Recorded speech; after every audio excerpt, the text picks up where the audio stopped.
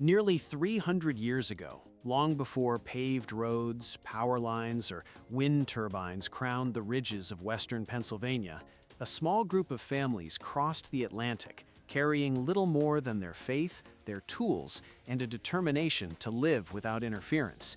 They were Amish, fleeing religious persecution in Europe, and in the late 1730s, they established what would become one of the most important early Amish settlements in North America, the Northkill Amish Settlement in Berks County, Pennsylvania. At first, Northkill was remote, isolated, and rugged. That isolation was intentional. The Amish sought distance from the outside world, hoping to preserve a way of life centered on faith, humility, and community. But isolation did not mean safety. By 1757, the settlement would become the site of one of the most infamous and tragic episodes in Amish history, the Hochstetler massacre, an event that sent shockwaves through the Amish world and permanently altered the course of several settlements. By 1780, despite that tragedy, Northkill had grown into the largest Amish settlement in the New World, yet its dominance would not last. The land surrounding Northkill was rocky and difficult to farm, and as families grew and new generations required land of their own, pressure mounted. By the mid-1780s, an exodus began. Amish families packed up and left, not because the settlement failed, but because it had outgrown its limits. Some families traveled south to Lancaster County, joining an Amish community that had already been established there in the 1760s. Others headed west, pushing beyond familiar territory into less settled regions of Pennsylvania. Among these westward migrations was a movement that would quietly shape Amish history in a lasting way, the formation of the Somerset County Amish Settlement. The first Amish families to arrive in Somerset County came from Northkill in the late 1760s, around 1768. Among the earliest settlers were Christian Caggie, Michael Blay, Peter Livingood, Peter Ferry, and members of the Hochstetler family, whose name already carried deep historical weight. These families were part of a larger westward flow, encouraged by land opportunities opened by the heirs of William Penn. Penn's heirs had purchased large portions of southern Pennsylvania and advertised the land in 100-acre lots, an attractive offer for farming families. Many settlers, Amish and non-Amish alike, moved into the region before continuing farther west. Over time, Somerset earned a reputation as a gateway to the west, a transitional point between established settlements and the frontier beyond. For its first century, the Somerset Amish Settlement looked much like other Old Order Amish communities. Church services were held in homes on a rotating basis, horse-drawn transportation dominated the roads, farming shaped daily life. From the outside, there was little to distinguish Somerset from dozens of other Amish enclaves scattered across Pennsylvania. But in 1981, that changed. That year, something happened in Somerset County that would set it apart from most Old Order Amish settlements across North America. 4 church houses were built, bringing an end to the long-standing practice of holding worship services in private homes. For a people known for resisting permanent church buildings, this was a significant departure.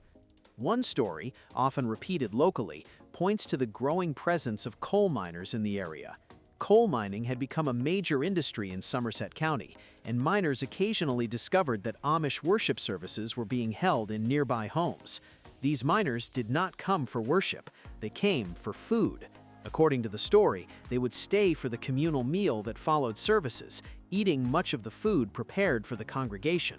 Over time, the Amish grew weary of losing their carefully prepared meals and decided a separate church building would solve the problem. The second explanation, and the one most historians find more plausible, involves internal church dynamics. Amish history is filled with church divisions over issues both large and small.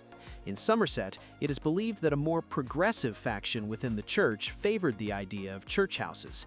Rather than allowing disagreement to fracture the congregation, church leadership permitted their construction as a compromise. Whatever the true motivation, the result was clear. Somerset became and remains one of the few Old Order Amish settlements with church houses.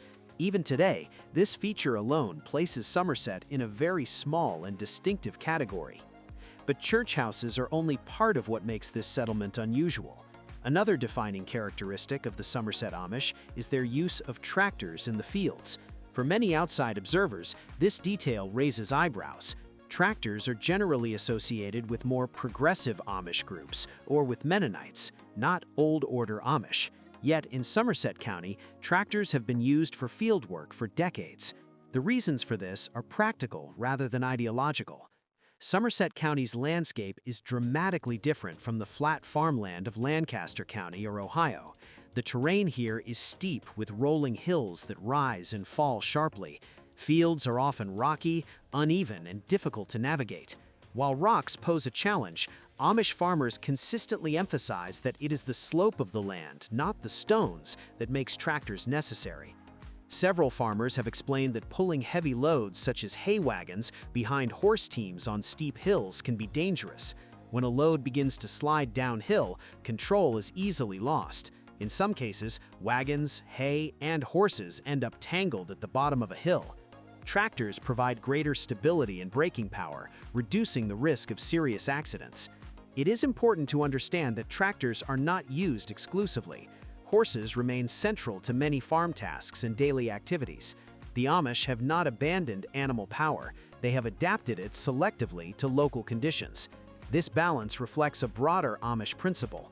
Technology is evaluated not by modernity, but how it affects community, safety, and humility.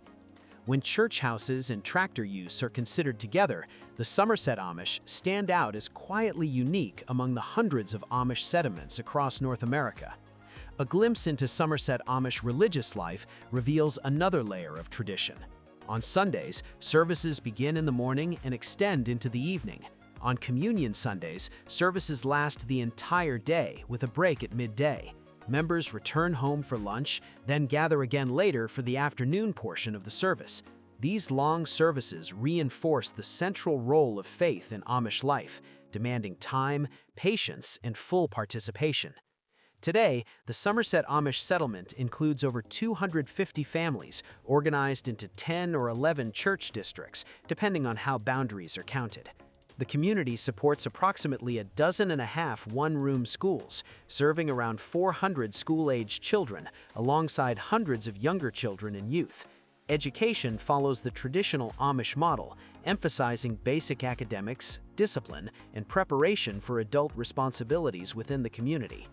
Economically, Somerset reflects both tradition and diversification. About half of the families earn their living by farming. Dairy farming remains common, with both cows and goats, alongside produce farming that benefits from the region's cool climate and fertile valleys.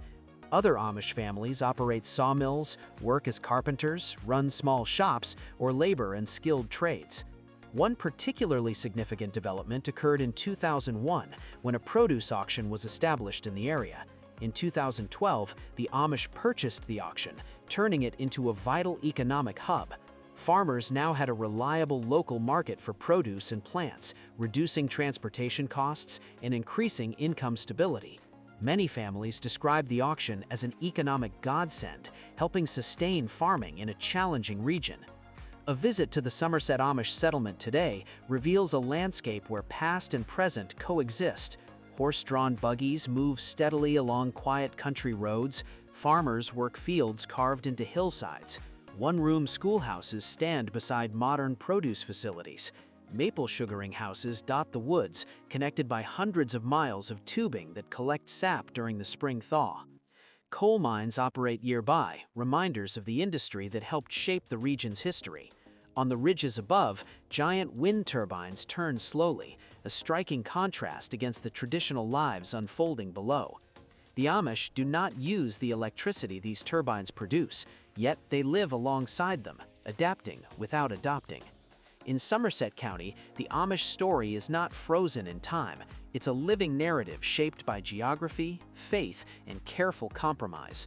From the violence that drove families from Northkill, to the land opportunities that drew them west, to the practical decisions that led to church houses and tractor use, this settlement reflects how Amish communities evolve without losing their core identity. After 3 days spent visiting Somerset County, watching buggies pass, observing fields on steep hillsides, visiting produce auctions, bakeries, and small shops, it becomes clear that this settlement is not defined by what it has changed, but by why it changed. Every deviation has a reason rooted in survival, safety, or unity. Nearly 3 centuries after their ancestors fled persecution and crossed an ocean, the Amish of Somerset County remain where they are not by accident, but by intention, anchored to the land, guided by faith, and quietly adapting to a world that continues to move around them.